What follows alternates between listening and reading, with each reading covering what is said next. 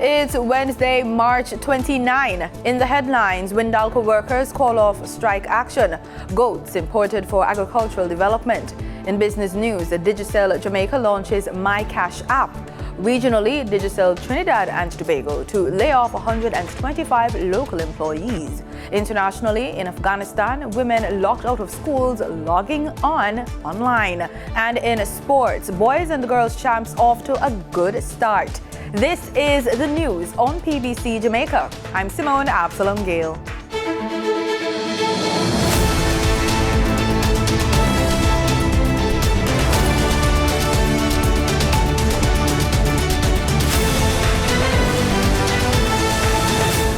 Workers at Bauxite and Alumina Company Windalco have called off their 72-hour strike notice. Vincent Morrison, president of the Union of Clerical, Administrative and Supervisory Employees, says following a meeting on Monday, the workers and the company agreed to 2 days of negotiations to clear up outstanding issues. He said the cancellation of the strike notice signals a willingness to compromise, as the company has also adjusted its stance.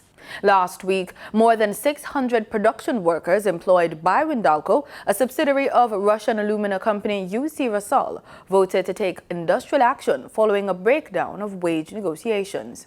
Minister of Tourism Edmund Bartlett is confident about the potential of Jamaica's coffee being a positive influence in tourism. He says the product could be a main attraction for tourists who are interested in experiential travel. The tourism minister says coffee has the capacity to be utilized in many areas, and he wants Jamaicans to tap into this very large and elongated coffee chain. Mr. Bartlett was speaking at the 6th annual Jamaica Blue Mountain Coffee Festival in Newcastle, St. Andrew on the weekend. 50 goats, including the Boer, Nubian and Kiko breeds, have been imported by the Ministry of Agriculture and Fisheries under the government's Small Ruminant Development Program. Minister of Agriculture and Fisheries Pernell Charles Jr. was on hand to receive the animals at the Norman Manley International Airport in Kingston recently. He said the 50 goat breeds are the first batch of some 200 being brought in, with a total of 6,000 animals to be imported over the next 3 years. He is quoted saying, "This is an enormous positive for agriculture and several benefits to our farmers, particularly the farmers who, for long, have been yearning for us to have the higher quality, the genetics that will allow for the goats to breed faster, to have a greater yield in meat, greater yield in milk." End quote. The goats will be housed at the ministry's Boodles Research Station in St. Catherine, where a semen bank will also be established from the males to be sold to local farmers. The National Council on Drug Abuse, NCDA, is on alert for the presence of the illegal drug methamphetamine, meth. Research analyst at the NCDA, Uki Atkinson, has warned of the use of similar psychoactive substances having been increased in the region. Last week, Barbados confirmed the presence of meth on the island. Methamphetamine, or crystal meth, is a potent central nervous system stimulant, mainly used as a recreational drug. She says Jamaica, with the help of regional and international partners, is developing an early warning system to test and detect psychoactive drugs as soon as they are introduced to the market. The Ministry of Education and Youth is hosting a National Mathematics Week Parents Forum today, March 29, as part of activities for National Mathematics Week. National Mathematics Week is being held under the theme Reigniting the Math Flame, Light Up Your World. A team from the ministry spoke about the event and others being held to increase support and interest in the subject area. Here's more in this report. National Mathematics Coordinator Dr. Tamika Benjamin says the aim is to break the negative barrier against mathematics. We recognize that a number of our children and our teachers and parents have a negative attitude to the subject and are sometimes unable to see the relevance of the subject to their everyday life and experience. And we believe that that is a significant part of the barrier we need to break down to improve student performance in mathematics across all levels of the education system. She says in addition to announcing the Math Teacher of the Year, there will be a suite of activities. One such activity is a virtual mathematics parent forum.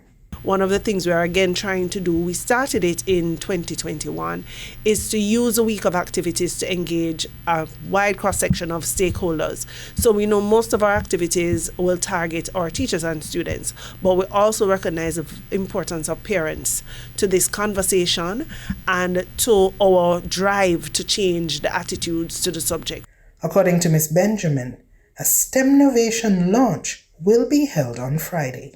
Again, last year, we started to help students see the very strong link between mathematics and STEM, particularly when we recognize that there are a number of STEM jobs within the local market that are currently underserved.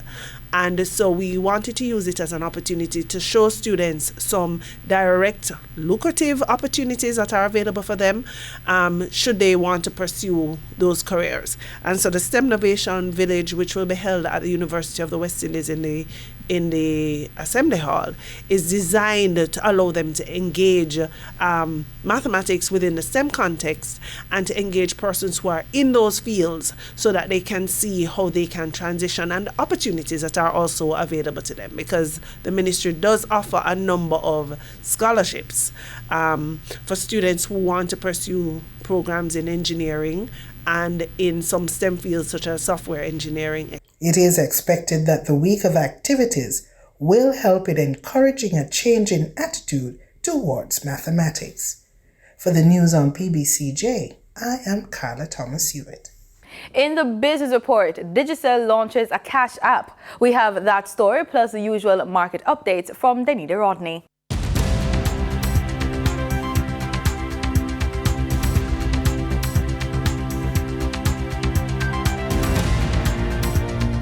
Telecommunications provider Digicel is being lauded by Minister of Technology Darrell Valls for the launching of its MyCash mobile wallet. The aim of the wallet is to provide citizens economic security by minimizing theft and reducing the need to travel with cards or cash. Digicel Jamaica had initially launched a prepaid card in conjunction with Tajikor Bank in 2018, but now it has transitioned that to its MyCash app. The telecommunications provider says it intends to leverage its over 2 million mobile phone subscribers to encourage use. Now for your market updates. In foreign exchange trading for Tuesday, March 28th, the US dollar sold for an average of $151.87. The Canadian dollar ended trading at $111.35. The pound sterling traded for $186.74, and the euro sold for an average of $165.63. In GSE trading, the GSE index advanced by 2,546 points. The junior market index advanced by 38 points. The combined market index advanced by 2,733 points. And the All Jamaican Composite Index advanced by 40 points. Overall market activity resulted from trading in 104 stocks, of which 51 advanced, 36 declined, and 17 traded firm. Stocks advanced for AMG Packaging and Paper Company Limited, Barita Investments Limited, and Berger Paints Jamaica Limited. Stocks declined for 138 Student Living Jamaica Limited, 138 Student Living Jamaica Limited Verbal Preference, and Access Financial Services Limited. Trading firm were Carreras Limited, Consolidated Bakeries Jamaica Limited, and Derrimon Trading Company Limited. The overall volume leaders were Trans Jamaican Highway Limited with over 9 million units, Wigton Wind Farm Limited ordinary shares with over 2 million units, and Fosrich Company Limited with over 1 million units. In regional stocks, in Trinidad and Tobago, Calypso Macro Index Fund was the only security posting a volume of 4,000 shares. On the Barbados Stock Exchange, 0 securities traded. In regional business, international air freight and cargo shipping service provider Amerijet has expanded with the opening of its new shared service center in Port of Spain, Trinidad and Tobago on Tuesday. The office is expected to create employment for approximately 25 people locally. More in this report. According to Amerijet's chief financial officer, Joe Mazzali, the company has been in business for close to 50 years, serving primarily the Caribbean and Central American markets. He added that the company has had a long and successful history serving Trinidad and Tobago. Amerijet demonstrated our capabilities as an essential provider by transporting vaccines and PPE to the citizens of Trinidad and Tobago. We are extremely proud to help the communities we serve. Trade and Industry Minister Paula Gopi-Schoon remarked that government is pleased to have yet another U.S. investor in the country. She added that Amerijet's diversification of its business model with this implementation of the Shared Service Center is a sign of the company's confidence in this country's economy. Nearshoring investment, which is valued at $13.5 million TT, will support internal services such as accounts payable and receivables, and also revenue accounting, project management, and business intelligence to its customers, functions that are presently provided out of the Miami office. In international business, we take a look at Wall Street data. U.S. stocks ended lower on Tuesday as investors weighed comments from a top U.S. regulator on struggling banks and sold shares of technology-related names after their recent strong run. The Dow and S&P 500 both closed down fractionally, while the Nasdaq shed 0.5%. I think it's terrible risk management, obviously. Michael Barr, the Federal Reserve's top banking regulator, told a Senate panel that Silicon Valley Bank did a terrible job of managing risk before its collapse. The KBW Regional Banking Index was down on the day, while shares of First Citizens Bank were up slightly, a day after the stock rose more than 50% after it said it would acquire the deposits and loans of Silicon Valley Bank. Higher Treasury yields also weighed on tech shares, with Apple and Microsoft among the biggest drags on the S&P 500. But Ryan Belanger, managing principal and founder of Claro Advisors, says he remains bullish on big tech. These companies are making money. We're talking about being efficient. They know what investors want to see. We like the big tech. We're going to stick with them. If they continue to sell off, we'll buy more. In other movers, Alibaba Group jumped after the company said it plans to split its business into 6 main units, covering e-commerce, media, and the cloud. In market data for oil rose for a third straight session as a halt to some exports raised concerns of tightening supply, and as easing fears of a global banking crisis supported risk sentiment in the wider markets. Brent crude was up 72 cents to $79.37 a barrel, while West Texas Intermediate crude increased 77 cents to $73.97. And that was the business report on PBCJ. I'm Danita Rodney. In regional news, Digicel Trinidad and Tobago announced on Monday that it will lay off approximately 125 local employees as the company is in the process of transitioning its Trinidad Consumer Contact Center to Consolidate Regional Center of Excellence in Jamaica. Digicel Trinidad and Tobago Limited has complied with the labor laws of Trinidad and Tobago, the assurance from Leader of Government Business in the Senate, Paula Gopi-Schoon. Digicel announced on Monday that it will lay off 125 local employees as the company is transitioning its Trinidad Consumer Contact Center to a Consolidated Regional Center of Excellence in Jamaica. Secretary General of the Communication Workers Union, Clyde Elder, questioned the manner of the retrenchment and called on the Ministry of Labor to intervene.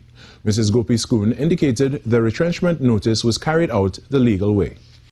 Digicel Trinidad and Tobago Limited, in accordance with Section 4(1) of the Retrenchment and Severance Benefits Act No. 32 of 1985, gave notice that effective 10th May 2023, it intends to retrench 125 employees. In so doing, Digicel Trinidad and Tobago Limited gave 45 days notice of retrenchment, which commenced on 27th March 2023. Digicel said it has engaged several third-party customer contact center operators and is in discussions with them to absorb the affected employees into their operations in the coming weeks. Mrs. Gopi-Schoon is optimistic that the retrenched employees will be absorbed by new business process outsourcing companies soon. I can tell you that there are several of them coming on stream that have been negotiated through InvestTT, and especially with the expansion of a special economic zones regime, then we will be opening the door to even for more BPO industries coming into Trinidad and Tobago. Out of Barbados, a senior CARICOM official says immense pressure is being placed on the fisheries sector and the livelihoods of fisherfolk in Barbados and the Caribbean. This is as a result of the invasive sargassum seaweed, along with other threats. Assistant Secretary General, Trade and Economic Integration, Joseph Cox, says the challenges require countries to adapt. We therefore applaud the proactive approach taken by the CRFM in collaboration with Plant and Food Research, a New Zealand government-owned Crown Research Institute. Together, they are advancing a regional project aimed at turning sargassum into innovative products that will create jobs and income, as well as contribute to building the region's climate resilience and mitigating the negative impacts of sargassum in the region. Through its various programs and initiatives, it has developed a significant array of regional policy and legal instruments for sustainable fisheries management and conservation, improve the capacity of member states also to monitor and manage their fisheries. The CRFM has also sought to strengthen capacity and empower fisherfolk to facilitate their participation in national and regional planning and decision-making processes. The organization has also facilitated cooperation in research, data collection, and information sharing among all stakeholders. In the Bahamas, National Security Minister Wayne Monroe is warning locals against committing sex crimes, as he says convictions will follow. Mr. Monroe is speaking out as more sexual offences are being reported in the country. Jamila Mystic reports. National Security Minister Wayne Monroe says officials are finding ways for victims of sexual crimes to comfortably report the traumatizing incidents. The move comes as the number of sexual offenses continue to rise, which is cause for concern for authorities. The fact that this is another element of criminality that's on the rise tells us that people are disordered. Alarming 2022 crime statistics revealed there were 55 rapes reported last year and 139 incidents of unlawful sexual intercourse, an 11% increase from 2021. As more rapes have been reported recently, suspects have been brought before the courts. When you think that you can force yourself on someone, be it a man or a woman who is doing it, that a person's upbringing couldn't have inculcated in them that you are to respect people's privacy if you expect them to respect yours. Monroe warns against committing sexual crimes, as he says convictions can have a lifelong impact. We have a regime now, when you're convicted of those offenses, you go on the register and you remain on the register for an extended period, and people will say their convictions follow them. That is a conviction that will follow you. That is a conviction that will disentitle you to work around children. That is a conviction that will probably drive people not to hire you, certainly around women. So before people think about that, you should think about the weight that it will put on your life going forward. In international news, since the Taliban leadership in Afghanistan banned girls and women from attending school and university 3 months ago, millions have been denied their right to education. But while school doors have closed, windows of opportunity in education have opened online. Al Jazeera tells us more in this report. Sophia wants to attend university, but that's not possible. So she signed up for an English course online. A growing number of virtual schools are becoming a lifeline for girls and women in Afghanistan who've been barred from secondary and university education. This is a good opportunity for girls, for women in Afghanistan to continue their education, their studies in online courses. So this is why I want to continue my studies in online courses. Sophia is fortunate to be admitted to her choice of virtual school. It's turned down several other students due to a lack of capacity and high demand. Enrollments have risen from about 50 students to more than 500 in the past 2 years. Staff members at one online school say they were concerned about how the Taliban might react. It's so obvious that if you want to do a crucial thing, if you want to take an action that is very important, you have to risk. And absolutely, we risked everything. The World Bank says 20% of people in Afghanistan have access to the internet. Many can't afford a device or a connection, and services are insecure. The major concern I have regarding our activity is power outages and internet connection. If one day power or the internet is disconnected in Afghanistan, it would create a serious problem for us. The Taliban government began imposing several restrictions on women after retaking power following the withdrawal of US forces in 2021. Last December, girls were barred from attending secondary school and universities. The Taliban justified the move citing safety and Islamic laws. Afghanistan is the only country in the world where women are banned from education. The UN Children's Agency says more than 1 million girls have been deprived of education since the Taliban took over. It's called on Afghanistan's leaders to allow them to return to school.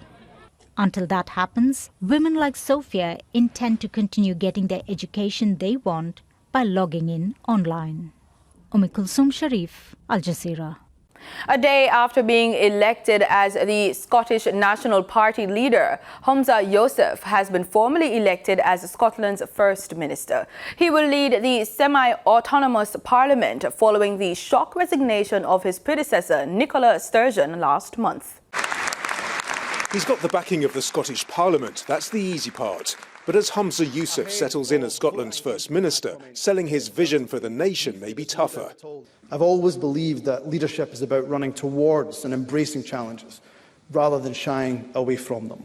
We might not be able to achieve everything we want all of the time and all at once, but every day in office is an opportunity to make things a bit better than they were yesterday.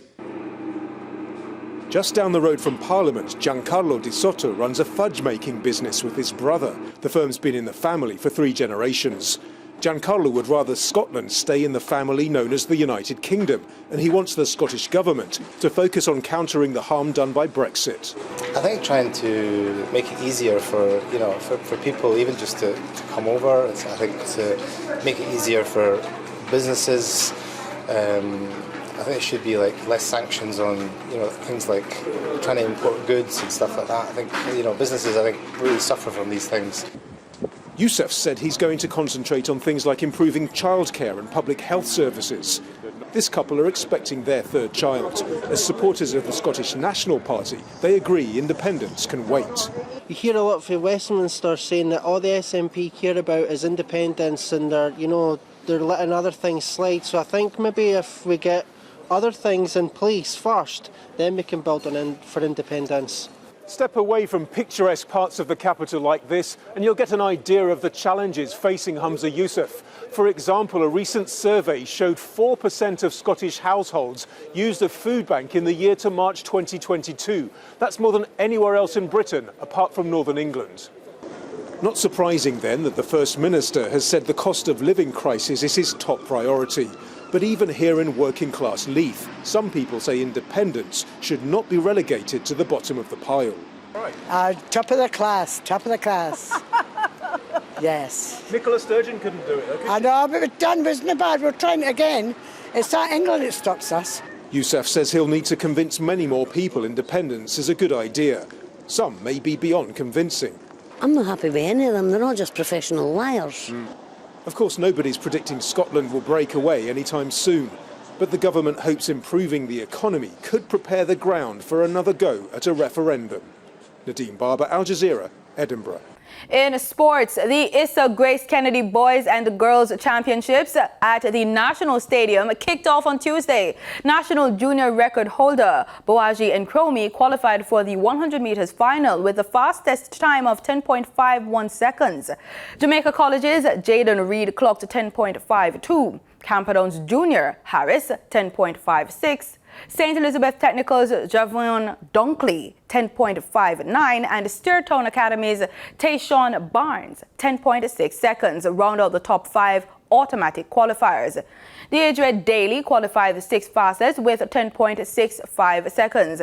Meanwhile, over in the girls section, World Under-20 silver medalist Serena Cole of Edwin Allen was the fastest qualifier, clocking 11.57 seconds into a negative 1.5 meter per second wind. Heidel's Alana Reid also booked their places in the Class 1 girls final.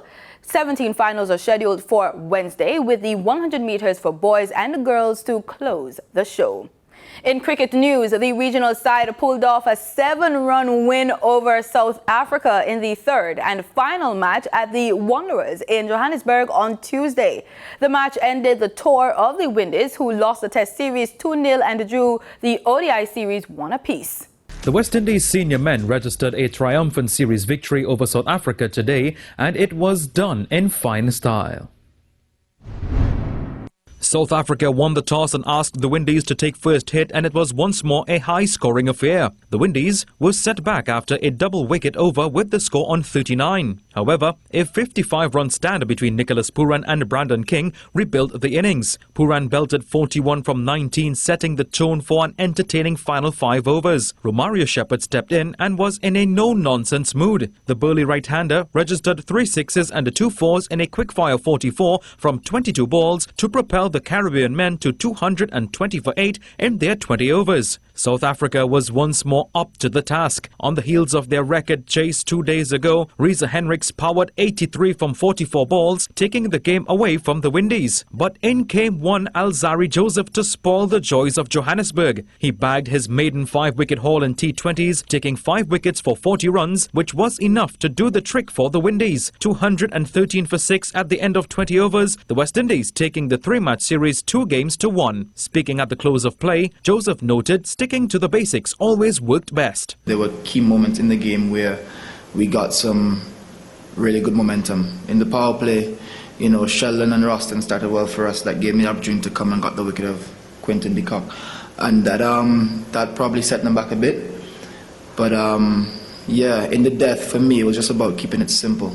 The athletic fast bowler won the Player of the Match award, but also took time to praise Player of the Series Johnson Charles.